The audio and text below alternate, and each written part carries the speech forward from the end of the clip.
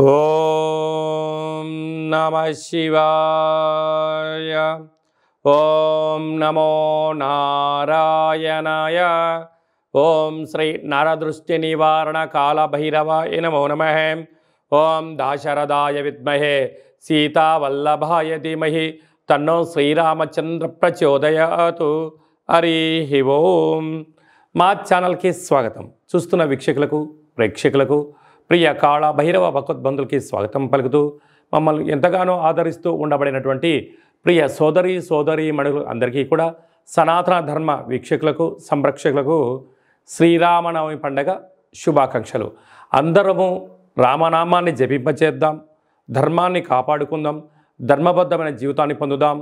అయోధ్యలో రామ విగ్రహ ప్రతిష్ఠ అయిన తర్వాత మొట్టమొదటిసారిగా జరుగుతూ ఉండబడినటువంటి శ్రీరామనవమి కనుక రాబోయే కాలంలో మనం అందరము కూడా అయోధ్య వెళ్దాం, రాముని దర్శిద్దాం, రామతత్వాన్ని మనము తెలుసుకుందాం. 16వ తారీఖు 4వ నెల 2024 నుండి 30/4/2024 వరకు పుట్టినటువంటి వారందరికీ కూడా ముందస్తుగా జన్మదిన శుభాకాంక్షలు.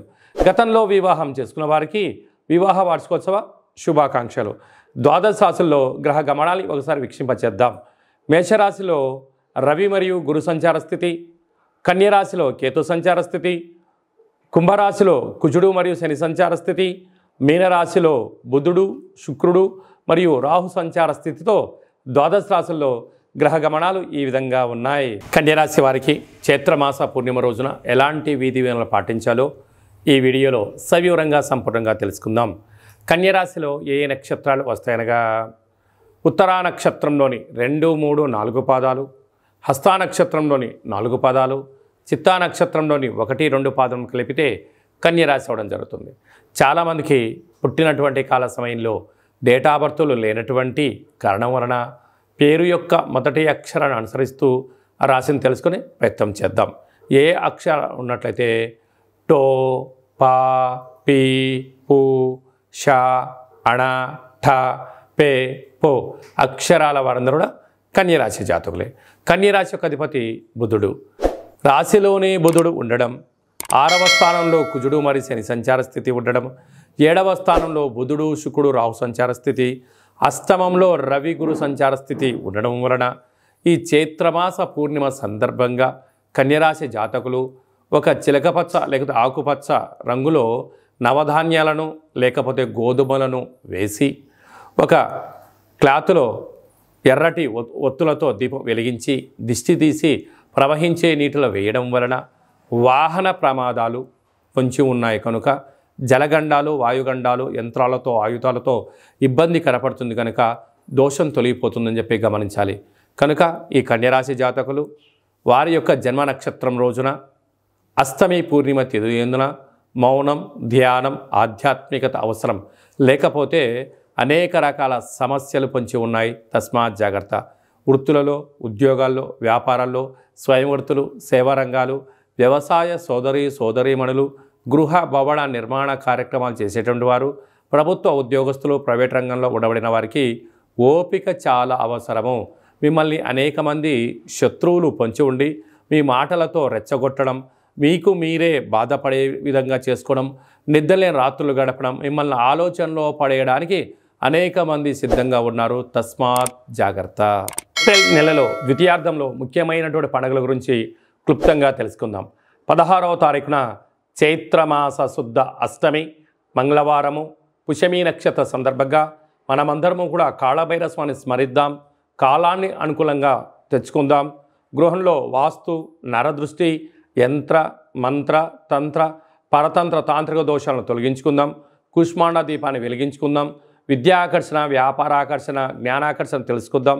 అలాగనే కాళభైరవ స్వామి యొక్క స్మరణ చేయడం వలన అష్ట కష్టాలు తొలగిపోయి అష్టైశ్వర్యాన్ని కలుగుతుందని గమనించాలి.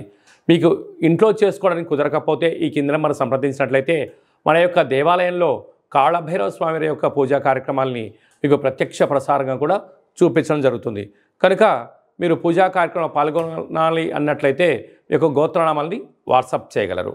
అలాగనే మనకు 17వ తారీఖున శ్రీరామనవమి కనుక మనమందరము కూడా శ్రీరామస్వామి వారి యొక్క కళ్యాణంలో పాల్గొందాం. అక్షంతల్ని, తలంబ్రాలని మనం తలపైన వేసుకుందాం. అష్ట కష్టాలని తొలగింప చేసుకుందాం. 23వ తారీఖున చైత్రమాస శుద్ధ పూర్ణిమ చిత్తా నక్షత్ర సందర్భంగా మన తెలంగాణ రాష్ట్రంలో ఉండబడినటువంటి మినీ అమర్నాథ్ యాత్ర అని చెప్పుకోబోతున్నటువంటి మనకు సలైశ్వర క్షేత్రాన్ని దర్శిద్దాం, స్నానం చేద్దాం, గ్రహ దోషాలను తొలగించుకుందాం, ఆధ్యాత్మిక యాత్ర చేద్దాం, స్వామివారికి ఆశీస్సులు పొందుదాం. ఇంకనూ ఈ ఏప్రిల్ నెలలో ద్వితీయార్థంలో ఇంకనూ విజయం సాధించగలగాలి అన్నట్లయితే ఈ యొక్క పాత్ర కంచు పాత్ర అంటారు. అంటే మనకు రాసులు 12 ఎలా ఉంటాయో, లగ్నాలు 12 ఎలా ఉంటాయో 12 రాసులు ఇందులో అచ్చు వేయడం జరుగుతుంది. ఈ యొక్క పాత్ర కంచు పాత్ర అవ్వడం వలన ఇంట్లో ఉదయము సాయంత్రము పూజ చేసిన తర్వాత శబ్ద తరంగాలను సృష్టించడం వలన అద్భుతమైనటువంటి ఆకర్షణ కలుగుతుందని చెప్పి గమనించాలి. ఒకసారి చూద్దాం.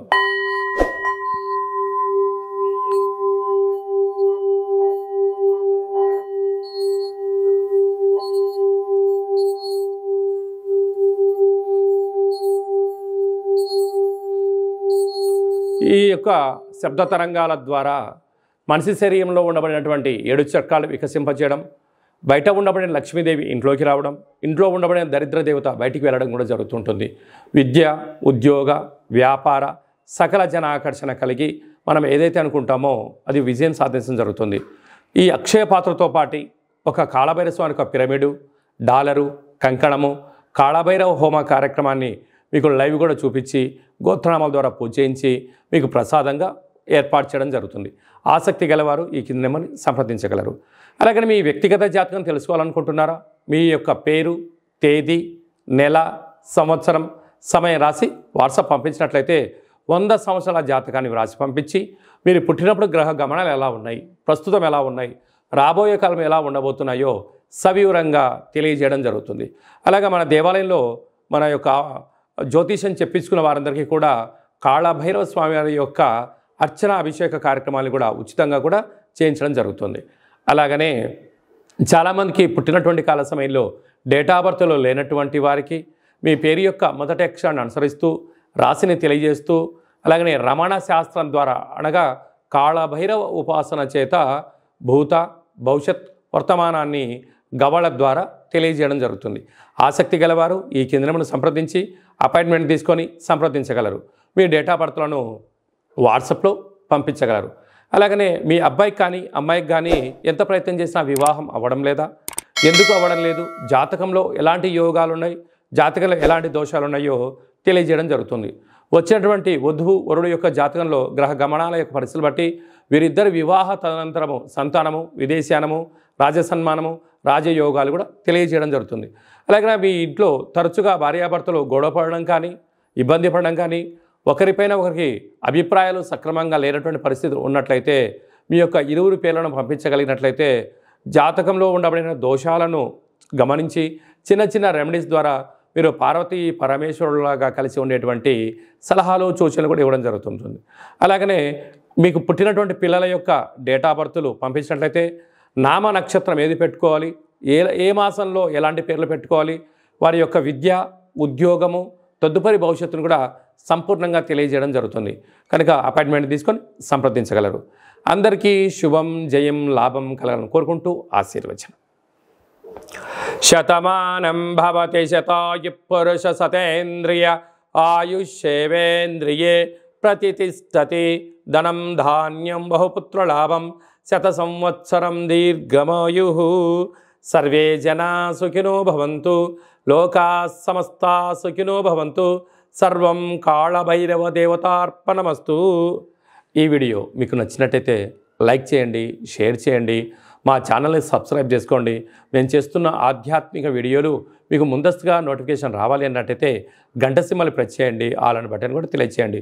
మీరు ఎవరి క్షేమాన్ని అయితే కోరుకుంటున్నారో లేక మీ క్షేమాన్ని ఎవరైతే కోరుకుంటున్నారో వారందరికీ ఈ వీడియోను ఫార్వర్డ్ చేసి భగవంతుడి యొక్క ఆశీస్సులు పొందగలరు.